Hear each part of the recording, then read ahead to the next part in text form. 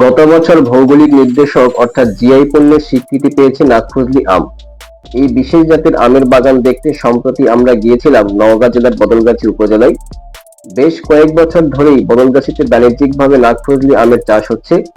এ অঞ্চলের উর্বর মাটি ও অনুকূল আবহাওয়া আম চাষের জন্য উপযোগী হওয়ায় এখানে গড়ে উঠেছে বেশ কয়েকটি নাগফজলি আমের বাগান। গত বুধবার বিকেলে আমি ও আমার বড় ভাই রিফাত বদলগাছির উদ্দেশ্যে রওনা হই।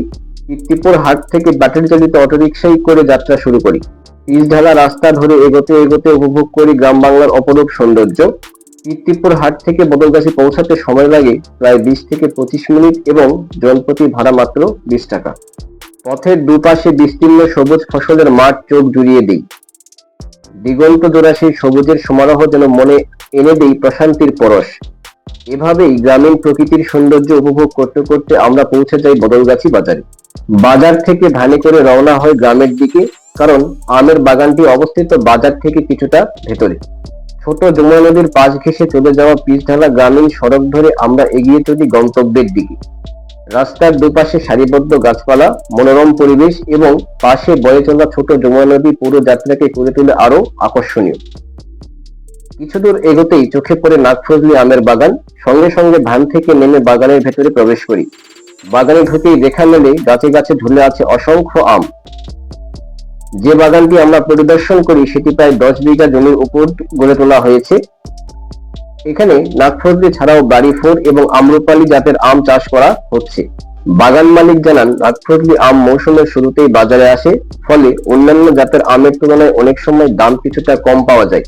এ কারণে আয়ের বৈচিত্র্য আনতে তারা নাগফজলির পাশাপাশি বাড়িফোর ও আম্রপালি জাতের আম চাষ করছেন।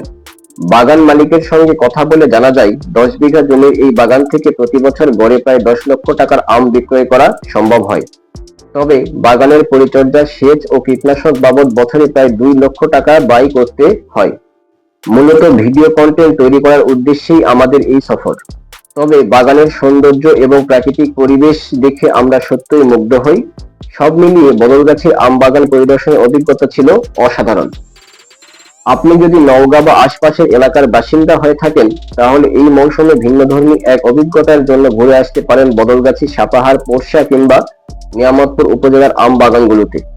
সেখানে গিয়ে বাগানে বসে তাজা আম খাওয়ার পাশাপাশি কিনে নিয়ে আসতে পারবেন সুস্বাদু ও নিরাপদ আম।